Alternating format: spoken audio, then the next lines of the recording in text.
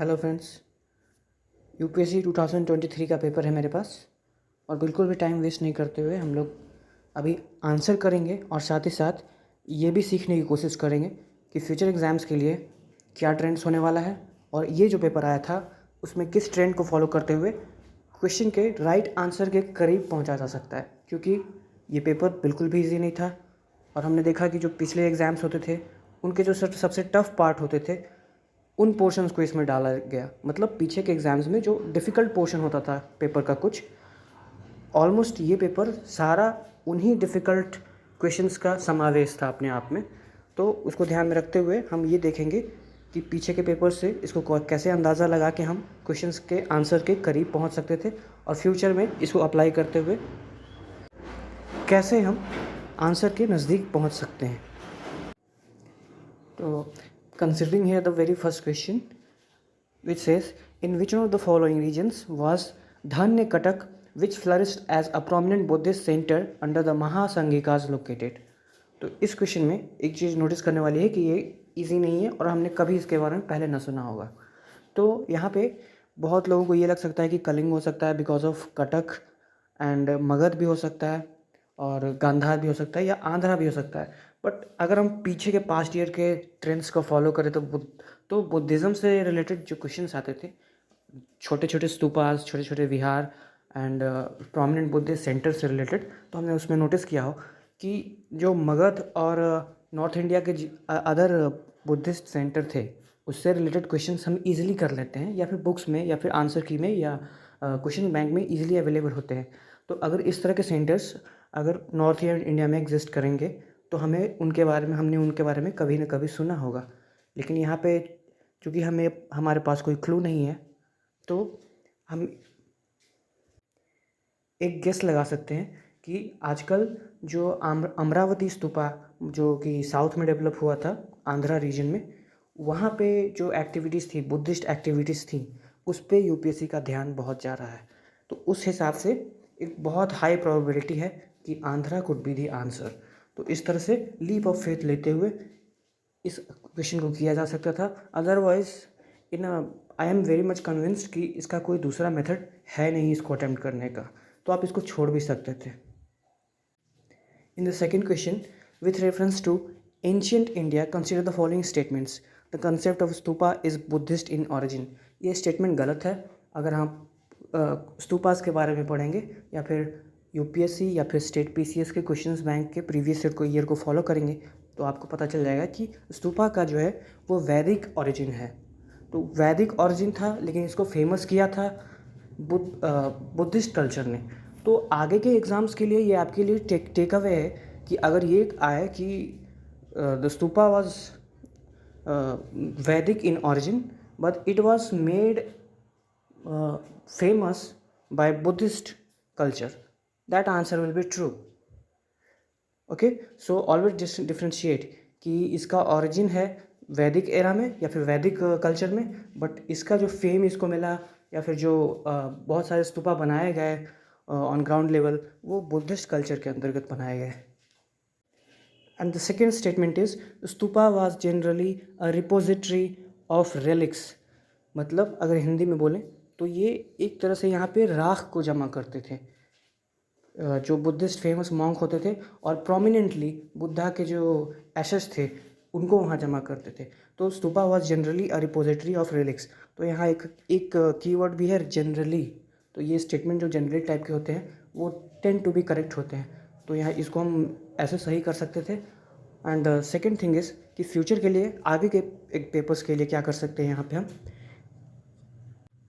कि हम उन कुछ गिने चुने स्तूपास के लिस्ट बना लें on map of India. India के मैप पे उन स्तूपास के आप मैप बना लीजिए जिसमें ओरिजिनल बुद्धा के रिलिक्स रखे हुए हैं। फ्यूचर में ये क्वेश्चन इंपॉर्टेंट हो सकता है कि in which of the following stupa there is original relics of Buddha. So that could be a future question. Going forward to the next statement, the third is stupa was a votive and commemorative structure in Buddhist tradition.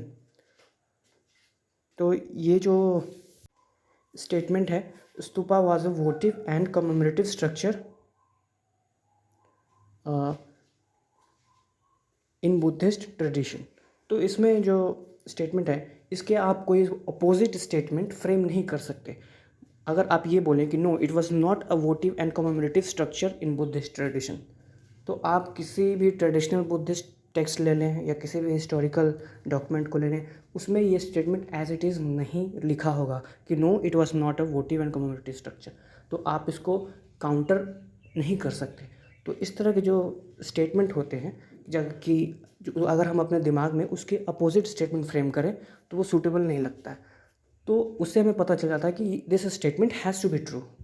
Okay, so the statement 3 is right, the statement 2 is right and the statement first is wrong. फिर इसी question को approach करने का मतलब कि accuracy बढ़ाने का एक और तरीका होगा कि जब भी दो तीन स्टेटमेंट सीक्वेंस में दिया हो, तो आप ये देखिए कि सबसे ज़्यादा फैक्चुअल कौन सा स्टेटमेंट है। तो इसमें अगर आप देखेंगे तो second is very general statement, उसमें तो जनरली वर्ड भी है, और third statement is very general statement, but the first is very factual जिसमें the origin of stupa has been mentioned. तो बहुत हाई चांसेस है कि जो फैक्चुअल स्टेटमेंट है वही गलत हो। तो इस तरह से आप ज़रूरी नहीं है कि आंसर तक पहुंच जाएंगे, बट अगर आप बहुत प्रैक्टिस किए हैं प्रीवियस ईयर पेपर पे तो आप इस तरह से आप डिफ्रेंशिएट कर सकते हैं कि which one has to be correct and which one has to be not correct. वो आपको इंट्यूशन शुरू में ही डेवलप हो जाता है, एंड जब आपको बैकअप होगा पीछे का नॉलेज का तब आपसे उसको सही कर लेंगे पूरा का पूरा। सो तीसरा third is very factual, very much factual, ये और कई बार रिपीट होता है, बट इसको न करने का कोई रीज़न नहीं है क्योंकि it was very much in previous year papers. Previous year papers को आप लोग याद करना शुरू करिए। तो ये the question is with reference to ancient South India, Korkai, Poompuhar and Musiri were well known as capital cities, ports, centre of iron and steel making, shrines of Jain Tirthankars. तो इसमें जो द करेक्ट ऑप्शन है वो है ports. Moving to the fourth one है संगम poems से related है। अगर आपने अभी देखा ये जो पोर्ट्स वाले क्वेश्चन देखे यहाँ पे, आपको पता होना चाहिए कि ये क्वेश्चन भी संगम लिटरेचर से ही रिलेटेड है क्योंकि कुछ उसमें जो पोर्ट्स के नाम मेंशन थे संगम मेरा के, ये वही पोर्ट्स हैं। तो ये संगम का क्वेश्चन है। और एक चीज़ ये है कि हर दूसरे साल या फिर ऑलमोस्ट ईच ईयर एक संगम लिटरेचर से रिलेटेड क्वेश्चन होता है, डायरेक्टली या इनडायरेक्टली। तो चौथा नंबर 4 क्वेश्चन देखेंगे, which one of the following explains the practice of Vattakirutal as mention in Sangam poems. तो संगम पोएम्स की खास बात यह है कि अगर आपको वन गो में नहीं पता है, ठीक है, क्वेश्चंस के आंसर नहीं पता है तो आप उसको नहीं कर सकते, बट आपको यूपीएससी के प्रीवियस ट्रेंड्स को अपने दिमाग में लाना होगा कि अगर आप ध्यान दें, मुझे याद नहीं है कि कौन से साल, 2-3 साल पहले संगम लिटरेचर से एक क्वेश्चन आया था। उसमें डिफ्रेंशिएशन जो ऑप्शंस के हो रहे थे वो इस बेसिस पे हो रहे थे कि संगम जो है लिटरेचर जो है, ये पोएम्स हैं,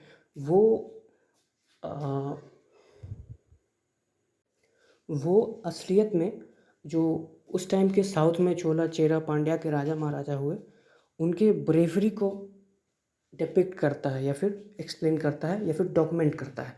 तो Sangam literature is basically about valour of the kings, मतलब कि उनकी बहादुरी के बारे में रहा है वो टेक्स्ट। तो जो प्रीवियस ईयर के क्वेश्चंस जो थे संगम रिलेटेड, जिसके आंसर्स किसी को नहीं पता थे, वो इसी बेसिस पे वो सॉल्व हो रहे थे कि संगम लिटरेचर किस बारे में है। तो यहाँ भी अगर हम थोड़ा सा प्रीवियस ईयर का जो क्वेश्चन ही को याद रखें, प्रीवियस ईयर के क्वेश्चंस को, तो वट्टा किरुतल क्या हो सकता है, तो Kings employing women bodyguards, it's okay, ये हो सकता है, वेरी मच पॉसिबल, क्योंकि ये एक गार्ड के बारे में है, विमेन का सोल्जर होने के बारे में, तो this is very much possible. Second is learned persons assembling in royal courts to discuss religious and philosophical matters. ये अगर आप देखेंगे तो थोड़ा ऑफ द ट्रैक है, ये संगम लिटरेचर के नेचर के हिसाब से नहीं है क्योंकि ये religious and discussion related option है। फिर थर्ड में देखेंगे young girls keeping watch over agriculture fields and driving away birds and animals. No, this one is also not correct because इसका मतलब ब्रेवरी एंड ऑल दैट से कोई संबंध नहीं है। The four one is a king defeated in a battle committing ritual suicide by starving himself to death. तो आप देखो कि जो राजा जो हार गया है वो भी कितना बहादुर है कि वो अपना बिना खाए पिए अपना जीवन त्याग दे रहा है या फिर सुसाइड कर ले रहा है। तो वेरी मच ये पॉसिबल है कि तो अब ए या फिर डी, ऑप्शन ए या डी। आप यहाँ पे ये देखेंगे कि ऑप्शन ए जो है विच इज़ वेरी नॉर्मल, अब यहाँ पे पूरा लीप ऑफ फेथ है, बट उसमें एक को कैसे चूज़ करना है वो आप इस तरह से अप्रोच कर सकते हैं कि जो ऑप्शन डी है, मान ले कि ये गलत है थोड़ी देर के लिए, तो अगर ये गलत है तो जब वो ऑप्शन सेट कर रहा है एग्ज़ामिनर, तो क्या वो इतना डीप में सोचेगा कि एक राजा इमेजिन करते हैं जो वॉर हार गया है, फिर उसको सुसाइड करवाते हैं, वो भी by starving, not by killing himself. तो कोई भी एग्जामिनर इतना नहीं सोचता रॉन्ग आंसर सेट करने के लिए। तो this option has to be right. जबकि वही आप ऑप्शन ए देखेंगे, kings employing women bodyguards, this is very generic, और कोई भी ये रॉन्ग आंसर के रूप में इसको अपने से बना के लिख सकता है। But the D one is very authentic, और वो उसको फेक नहीं कर बना, वो फेक स्टेटमेंट नहीं हो सकता। This has to be true, that's why it is in option. So I will go with option D.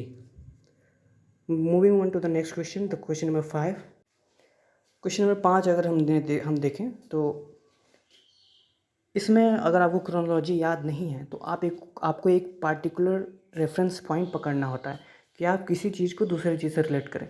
जो न्यू कमर्स होते हैं या फिर जिन्होंने ज़्यादा रिविज़न नहीं किया होता है, उनके लिए कभी कभी यही चीज़ें डिफ़िकल्ट हो जाती है कि सुनी हुई चीज़ें हैं बट आई डोंट नो कि एग्जैक्टली वो कहाँ एग्जिस्ट करती हैं हिस्ट्री में। तो अगर इसको सॉल्व करना हो तो 4 डायनेस्टीज़ हैं, होयसाला, गढ़वाल, ककातिया एंड यादव। How many of these dynasties established their kingdom in early 8th century AD? Okay, और हमें ये बताना है कि अर्ली 8th सेंचुरी AD में ये डायनेस्टी एग्जिस्ट, इनमें से किन किन डायनेस्टीज ने रूल किया था। तो इस क्वेश्चन को अप्रोच करने के लिए you need a reference, okay, क्योंकि हिस्ट्री में ना 8th century, 9th century, 10th century इन सब चीज़ों का मतलब नहीं होता। मतलब ऑन द पेपर मतलब होता है, बट अगर हम उसको परसीव न करें कि एग्जैक्टली किस एरा के बारे में है ये, तो इन सारे क्वेश्चंस में क्वेश्चन गलत होने की संभावना बहुत ज़्यादा होती है। तो अगर हम इसको देखें तो ये कह रहा है कि अर्ली 8th सेंचुरी AD, तो पहले हम इस दिमाग में ये लाएंगे कि अर्ली 8th सेंचुरी कब था। अर्ली 8th सेंचुरी वो टाइम था जब साउथ में भक्ति मूवमेंट चल रहा था। जब उसके कुछ साल बाद शंकराचार्य आए, भक्ति मूवमेंट चल रहा था, मतलब कि भक्ति मूवमेंट से ही निकला टेम्पल बिल्डिंग, ठीक है। रामानुजाचार्य आए, चोल साम्राज्य उसी के बाद से शुरू हुआ, मतलब ऑलमोस्ट उसी एरा में। तो हमें एक आइडिया मिल गया कि अच्छा ये इस एरा की बात हो रही है, ओके। तो अब हम इसको रीच करेंगे, क्वेश्चन को अप्रोच करेंगे कि ये इसको कैसे सॉल्व करें। तो पहला जो है वो है होयसाल। तो अगर आपको आपने कभी पढ़ा हो तो जो वेसार शैली ऑफ टेम्पल मेकिंग है, ठीक है, जिसको डेक्कन शैली भी बोलते हैं, डेक्कन स्टाइल ऑफ टेम्पल बोलते हैं, उसमें आपने ध्यान दिया होगा कि वो टेम्पल स्टाइल है जो नगर शैली एंड द्रविड़ शैली का फ्यूज़न है, ओके। नगरा एंड द्रविड़ का फ्यूज़न है वो, तो मतलब कि वो बहुत बाद में डेवलप हुआ, ठीक। और हम ये जानते हैं कि होयसाल एंड विजयनगर ने उसी वेसार स्टाइल के टेम्पल मेकिंग में अपना कंट्रीब्यूशन दिया।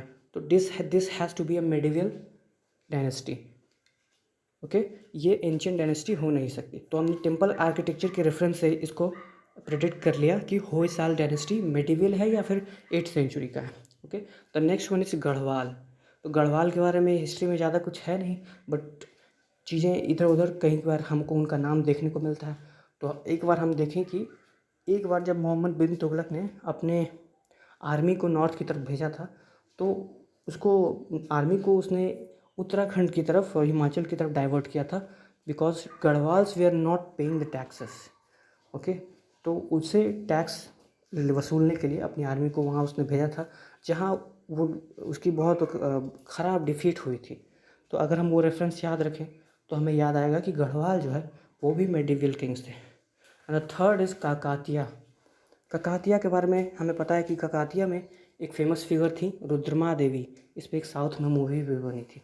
तो रुद्रमा देवी के जो बाद के वंशज हुए थे काकतिया डायनेस्टी में 2-3 पीढ़ी के बाद शायद, उनमें से किसी का अलाउद्दीन खिलजी से कन्फ्रंटेशन हुआ था और बाद में वो अलाउद्दीन खिलजी से हारे भी थे। तो अलाउद्दीन खिलजी के कंटेम्प्रेरी होने के कारण ये हम समझ सकते हैं कि वो मिडिवियल डायनेस्टी थे। And the fourth one is यादवा। तो इसमें कोई मेजर इशू होना नहीं चाहिए, क्योंकि हम सब जानते हैं कि रामचंद्र देव जो थे यादव डायनेस्टी के रूलर थे साउथ में, जिसको अलाउद्दीन खिलजी ने हराया था। ठीक है, उसके कमांडर मलिक कफूर ने हराया था, जो और यादवास की जो कैपिटल थी वो थी देवगिरी। तो this also has to be a medieval dynasty. तो इसमें से हमने देखा कि कोई भी जो डायनेस्टी है वो एंशियंट नहीं है, दैट इज़ 8th सेंचुरी में बेस्ड नहीं है। ओके, सो इस क्वेश्चन को हम इस तरह से अप्रोच कर सकते थे। तो इसमें नन हो जाएगा, डी ऑप्शन। तो this is how you should have done this question. इसको आप डायरेक्टली नहीं कर सकते थे, you had to draw some references. Moving to the next question, 4 literary works के नाम दिए हैं और उनके ऑथर्स के नाम दिए हैं, देवी चंद्रगुप्तम एंड हमीर महाकाव्य, मिलिंद पन्हो एंड नीति वाक्य मित्र। तो इसमें आई गेस वो सिर्फ एक ही इजी है माय फ्रेंड्स, और ये इस पेज का सबसे डिफ़िकल्ट क्वेश्चन है। अभी तक हमने जो 6 क्वेश्चन देखे हैं उसमें सबसे डिफ़िकल्ट क्वेश्चन है ये। उसमें और देवी चंद्रगुप्तम इज़ वेरी इजी। इसका हम सब ऑलमोस्ट बहुत लोगों को पता होगा कि ये जो है Vishakha Datta is the right answer. But इसमें जो प्रीवियस ईयर ट्रेंड्स है यूपीएससी के, वो आपको ध्यान में रखने ज़रूरी है। जब भी गुप्ता एम्पायर की बात आती है, प्लीज़ ध्यान से सुनिएगा, गुप्ता एम्पायर की बात आती है 3-4 चीज़ें इंपॉर्टेंट। गुप्ता टाइम में जो लिटरेरी वर्क्स हुए हैं, कालिदास, बिल्हन, देन विशाखा दत्त और दूसरे और भी राक्षस, एक मुद्रा राक्षस करके शायद राइटर थे वो, इस तरह से जितने हैं वो इम्पोर्टेंट हैं। फिर गुप्ता टाइम की जो टैक्सेस, बलि, भोग, ये सब इम्पोर्टेंट हैं, 2 हो गए। फिर तीसरे हो गए आपके गुप्ता टाइम में कि उस समय जो उस टाइम के प्रोमिनेंट साइंटिस्ट फिगर्स हुए थे, आर्यभट्ट, वराहमिहिर, ब्रह्मगुप्त, इन सब के वर्क्स बहुत इंपॉर्टेंट है। तो ये 3 पिलर्स हैं गुप्ता टाइम के, ये बहुत इंपॉर्टेंट है। तो उन्हीं 3 पिलर्स में से ये क्वेश्चन उठ के आया है, Devi Chandragupta, which is the right answer is Vishakhadatta. The second one is very difficult. आप हमीर महाकाव्य अगर आपने कहीं पे पढ़ा होगा तभी आपको ये याद आएगा। And the third one is not difficult but very confusing, और इसके गलत होने के चांसेस बहुत ज़्यादा हैं, because Milinda Panho was written by Nagasena, not Nagarjuna. Lot of people think that Nagasena and Nagarjuna एक ही व्यक्ति हैं, both are one person, which is not true. Nagarjuna is someone who was known as father of nihilism, शून्यवाद का सिद्धांत दिया था उन्होंने। ठीक है, और वो चाइना तिब्बत की तरफ ट्रैवल किए थे, उनका कॉन्ट्रीब्यूशन बिल्कुल अलग है। ठीक है, बल्कि जबकि नागसेन जो है वो एक ग्रीक रूरल जो है मिएंडर करके था, उसको उन्होंने दीक्षित किया था बौद्ध धर्म में। तो उसी पे ये किताब है, उनके बीच का कन्वर्सेशन, उस ग्रीक रूलर मिनेंडर और इनके बीच का जो कन्वर्सेशन है वही मिलिंदपन है। ठीक है, तो ये नागार्जुन का रॉन्ग है, Nagasena is the correct one. And the fourth one is Niti Vakya Mitra, which is Somadeva Suri, which is right. Okay, I guess. फिर तो इसमें आप देखेंगे तो 2 गलत हैं और शायद 2 सही हैं। तो I think B that is only 2 is the correct answer. But इसमें आप अभी जो हिस्ट्री के क्वेश्चन हमने देखे, अभी ये 6 क्वेश्चन हमने देखे, उसमें हम ये नोटिस करेंगे कि जो बड़े बड़े डायनेस्टीज़ हैं, जैसे कि मौर्य, गुप्ता, उसके बाद जो भी मिडिवल टाइम में हो गए, दिल्ली सल्तनत, मुगल्स, इन सब को यूपीएससी अवॉइड कर रही है। और जो छोटे रूलर्स हुए हैं, ओके, छोटे रूलर्स जैसे कि होयसाल, गढ़वाल, काकतिया, यादव, यहाँ पे आप देखें ये सब जो राइटर्स हैं, इसमें से अधिकतर जो हैं वो छोटे छोटे किंग्स जो उतने प्रोमिनेंट नहीं थे, उतनी बड़ी उनकी डायनेस्टी नहीं थी। और जो मैं कहना चाह रहा हूँ कि उनका अलग से चैप्टर नहीं है बुक्स में, छोटे छोटे पोर्शंस में उनको मेंशन किया गया है। उनके जो राइटर्स थे, उनके जो आर्ट रिलेटेड चीज़ें थी, उनको यूपीएससी ज़्यादा पूछ रहा है। ओके, और अगर फिर यहाँ देखिए आप, ये इस क्वेश्चंस में जो मेन सेंटर्स हैं बुद्धिज़्म उससे हट के साउथ के सेंटर है आंध्रा, उससे रिलेटेड क्वेश्चंस पूछा हुआ है इन्होंने। ओके, तो बेसिकली मैं ये पॉइंट कहना चाह रहा था कि आप लोग अब मेन स्ट्रीम जो हिस्ट्री के जो किंग्स हैं और उनके जो अचीवमेंट्स और उनके बारे में चीज़ें हैं उसको उससे थोड़ा सा अलग हट के जो छोटे छोटे किंग्स के बारे में मेंशन करते हैं बीच में, वो छोटे छोटे जो जैसे वाका टाकास हो गए। जब आप गुप्तास के बारे में पढ़ रहे हैं तो यूपीएससी के हिसाब से हो सकता है कि वाका टाका जो डायनेस्टी है वो ज़्यादा इंपॉर्टेंट हो जाए। ओके, तो जैसे कि आप चोल के बारे में पढ़ रहे हैं तो उनके साइड में जो छोटा सा पांड्या है या फिर दूसरे किंग्स हो गए आसपास के लाइक इक्ष्वाकुस, वो ज़्यादा इंपॉर्टेंट हो जाए यूपीएससी के लिए। ठीक है, तो आप ये नए ट्रेंड्स को आप फॉलो करिए और छोटे छोटे जो डायनेस्टीज़ हैं उनके वर्क्स पे ध्यान दीजिए, खास करके जो उनके लिटरेरी वर्क्स हैं, जो आर्ट फॉर्म रिलेटेड थिंग्स हैं उस पर आप ज़्यादा ध्यान दीजिए। ओके, तो मैंने ये वीडियो शॉर्ट रखा है क्योंकि मैं बहुत कम मतलब अभी तक एक ही वीडियो डाला हूँ ढंग से। ठीक है, और बहुत टाइम से नहीं डाला था तो मेरी लैंग्वेज उतनी साफ़ नहीं है और मुझे थोड़ा सा हेजिटेशन भी हो रहा था कि मैं वीडियो डालूँ या ना डालूँ। तो थोड़ा सा जो प्रॉब्लम्स हैं मेरे वॉइस में और एक कंसिस्टेंसी नहीं है, मुझे टेक्नोलॉजी का भी उतना आइडिया नहीं है, बट मुझे लगा कि इस पेपर में थोड़ा सा मैं इनपुट आप लोग को दे सकता हूँ, इसलिए मैंने ये वीडियो बनाया है। अगर आपको ये अच्छा लगेगा तो आप कमेंट्स में बताइएगा कि आपको ये चल सकता है, तब मैं और वीडियो डालूँगा ताकि आपको मेरे हिसाब से जितना हो सकता है हेल्प हो सके। Okay, so thank you so much and have a nice day.